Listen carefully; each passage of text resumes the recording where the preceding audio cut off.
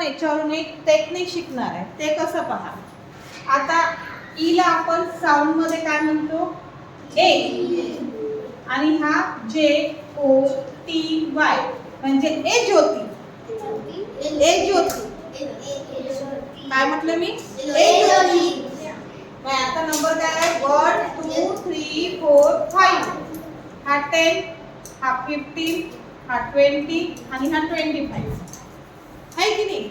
आता जर आपल्याला म्हटलेलं आहे जसं यांच्या 7th स्टँडर्डच्या याच्यात बुक मध्ये दिलेला आयचं व्हॅल्यू तर आपण पटकन सांगू शकतो 9.